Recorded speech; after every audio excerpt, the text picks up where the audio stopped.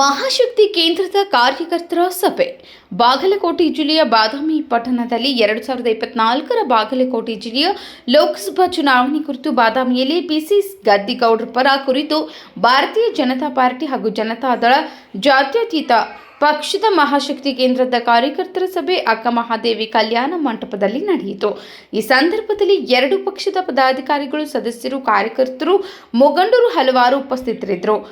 ಮುಖಂಡರು ಸಭೆಯನ್ನು ಉದ್ದೇಶಿಸಿ ಮಾತನಾಡಿದರು. K H Shantagiri, KBN news digital, ಬಾದಾಮಿ. ಆದಷ್ಟು ನಾನು ಹೇಳಿದ್ನಲ್ಲ, ಮತದಾರ ಪಟ್ಟಿ ನಮ್ಗೆ ಎಷ್ಟು ಬೂತ್ ಬದಾಮಿ ಒಳಗೆ ಎಷ್ಟು ಬೂತ್ ರೀ ನಗರ ಘಟಕದ ಅಧ್ಯಕ್ಷ 28 ಬೂತ್ಗಳ ಮತದಾರ ಯಾದಿ ಬಂದಿರ್ಬೇಕಲ್ಲ ನಮ್ಮ ಕಡೆ.